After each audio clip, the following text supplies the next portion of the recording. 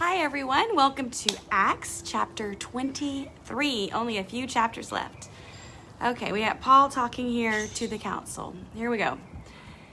Then Paul, looking earnestly at the council, said, "Men and brethren, I have lived in all good conscience before God until this day." And the high priest Ananias commanded those who stood by him to strike him on the mouth. Then Paul said to him, "God will strike you, you whitewashed wall. For you sit to judge me according to the law, and do you command me to be struck contrary to the law?" And those who stood by said, "Do you revile God's high priest?"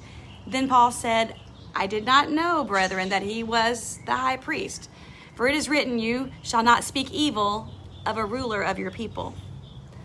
But when Paul perceived that one part were Sadducees and the other Pharisees, he cried out in the council, "Men and brethren, I am a Pharisee, the son of a Pharisee.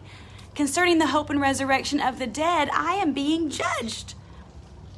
And when he had said this, a dissension arose between the Pharisees and the Sadducees, and the assembly was divided.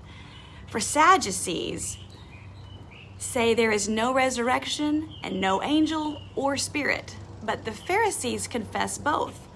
Then there arose a loud outcry, and the scribes of the Pharisees' party arose and protested, saying, "We find no evil in this man. But if a spirit or an angel has spoken to him, let us not fight against God." Now, when there arose a great dissension, the commander, fearing lest Paul might be pulled to pieces by them, commanded the soldiers to go down and take him by force from among them and bring him into the barracks. But the following night, the Lord stood by him and said, "Be of good cheer, Paul, for as you have testified for me in Jerusalem, so you must also bear witness in Rome." And when it was day, some of the Jews banded together and bound themselves under an oath, saying they would neither eat nor drink until they had killed Paul. Now, there were more than 40 who had formed this conspiracy. They came to the chief priests and elders and said, "We have bound ourselves under a great oath that we will eat nothing until we have killed Paul. Now you therefore, together with the council, suggest to the commander that he be brought down to you tomorrow, as though you were going to make further inquiries concerning him. But we are ready to kill him before he comes near." So when Paul's sister's son, his nephew, heard of the ambush, he went and entered the barracks and told Paul. Then Paul called one of the centurions to him and said, "Take this young man to the commander, for he has something to tell him." So he took him and brought him to the commander and said, "Paul, the prisoner, called me to him and asked me to bring this young man to you. He's got something to say to you." Then the commander took him by the hand, went aside and asked privately, "What is it you have to tell me?" And he said, "The Jews have agreed to ask that you bring Paul down to council tomorrow, as though they were going to inquire more fully about him. But do not yield to them, for more than 40 of them lie in wait, men who have bound themselves by an oath that they will neither eat nor drink until they have killed him. And now they are ready, waiting for the promise from you." So the commander let the young man depart and commanded him, "Tell no one that you have revealed these things to me."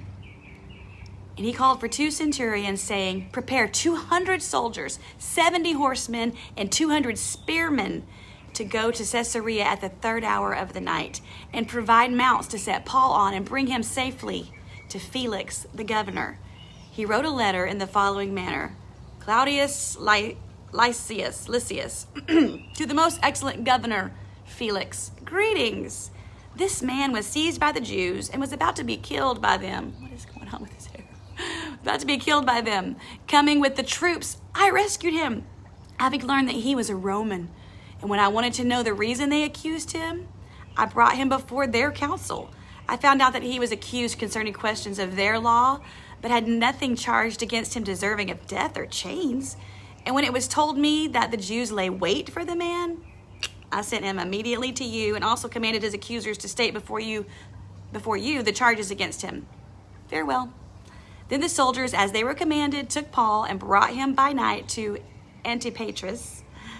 The next day, they left the horsemen to go on with him and returned to the barracks.